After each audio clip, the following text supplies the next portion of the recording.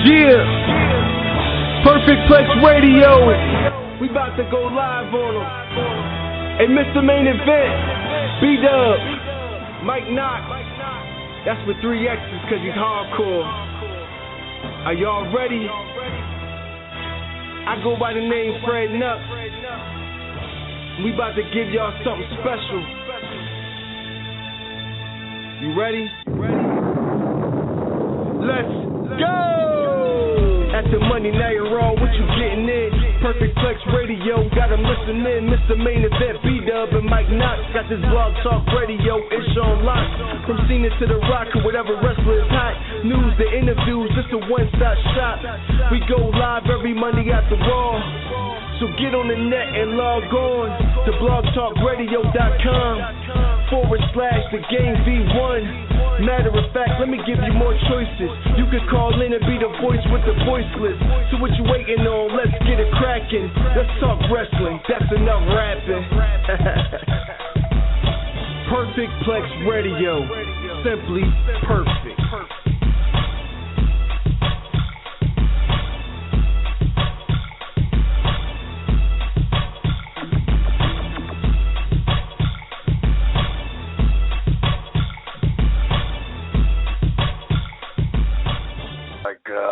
Like being in a street fight.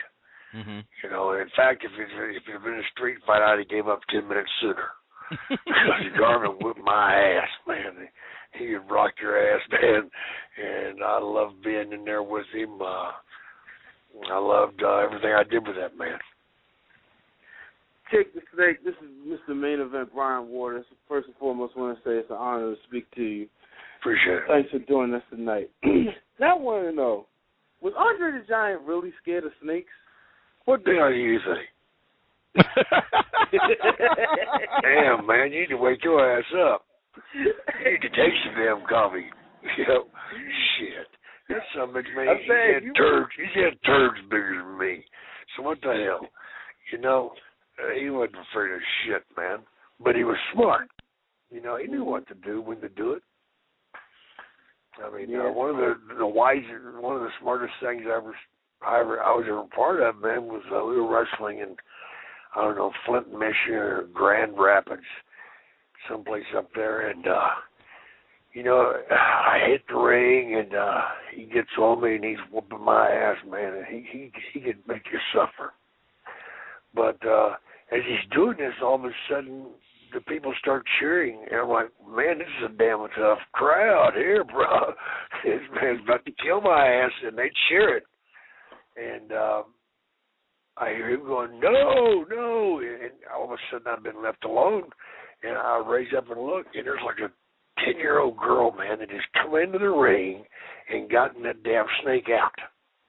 And she's got a hold of it, trying to drag it towards Andre. Yeah. The damn snake weighed more than she did.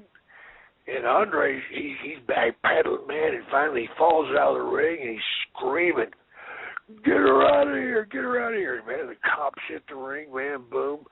And Andre grabs the microphone and said, arrest her.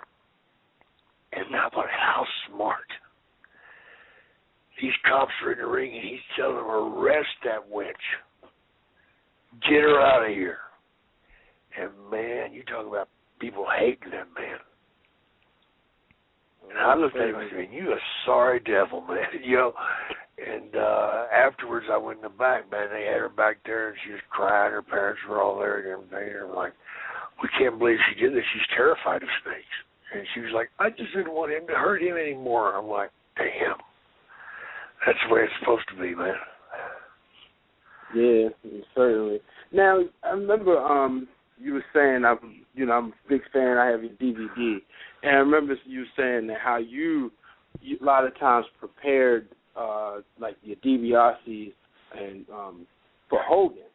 Now, I've seen you embrace that role, and when you think about some of the young talent today, you hear a lot of guys complain about that spot, and it's something that you didn't hear too much back when you guys were building. Well, that's because you got a bunch of stupid son-of-bitches out there, Doug, you know, and they don't know what they're doing anyway. You know, I mean, hell, today the most dangerous move in wrestling is a damn schoolboy.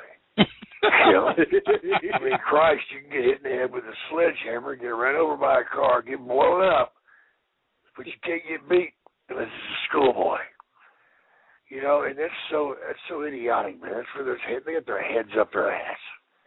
I mean, if a man's going to beat me, I want it to be his best move, not the schoolboy. Right. For crying out loud, man, these guys are so up in themselves. Who do you blame for that today? Do you think is that the wrestlers or is that people behind the curtain? People behind the curtain, man. Okay. I'll tell you. I mean, it's just like in the '90s when I went up there. Vince says, "What's wrong with my business right now?" I said, "Well, it's simple. The inmates are running the asylum." Wow. And you can't have that, man. There's no need for that. I mean, if you don't have enough confidence in what you're doing, then you ought to take your boots off and your tights, put them in a pile, put some lighter fluid on that shit, and burn them and get the hell out of the ring. So do you blame, say, maybe, do you think Shane McMahon being gone from the company and maybe Vince getting old are they having changing of the guard kind of problems? Because I go back to when you guys were in the 80s and doing your thing in early 90s. I call that the golden age of wrestling. People can talk about the Attitude Era all they want to. You guys, to me, you guys laid the foundation between WWF in the time and NWA, which was going on, arguably the two best times in wrestling. You guys laid it out there. So between those times, who you think's to blame for where wrestling has gone today? Because it's a long way from WrestleMania 6, if you ask me. No shit. Well, I mean, you got to consider where it's coming from, man. Who's in power? Okay. I know if I were in power, there'd be a lot less damn guys out there that are out there right now, and there'd probably be some old shits like myself and a few others that'd be out there doing it right. It's about knowing your art, and the guys today don't know their art, man. And it's not really their fault because they were pushed into this position. Mm-hmm. When the small territories all went away, there was no more breeding ground for great talent. Right. I think that's a huge problem as well. And that's the bottom line. That's the number one thing wrong with wrestling today, is there's no place to learn. And the reason there's no place to learn is because who the hell's teaching these kids today? Well, you got Steamboat down in FCW. Well, Steamboat's great, but he's one of the very few. Right, and then you got Vic Finley, but I think he actually left the company.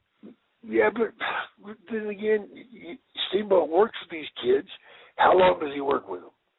I don't think he has long before they call him up. To me, exactly. I think they're too far spread thin, in my opinion. So bottom line is, these kids are going from, say, a year training maybe at the very most, mm-hmm.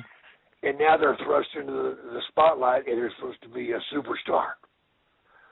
Well, that's the bad thing about television, because you can make chicken soup out of chicken shit.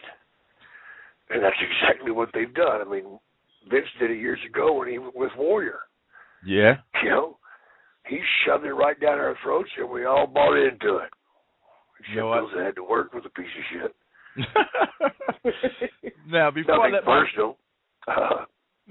let my partner get in, I had a question from Facebook that somebody wanted me to ask you.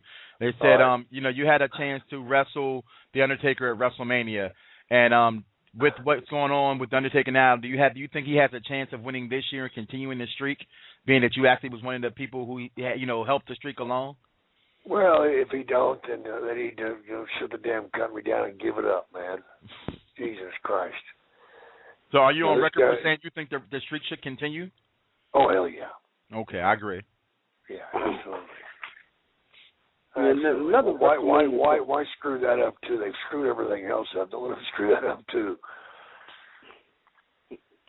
Another WrestleMania question, Jake. What was your biggest WrestleMania moment? I don't know, bro. That's too hard, man. I mean, Alice Cooper thing was cool. Even the first one I did with George Wells. I mean, it was a trip, man.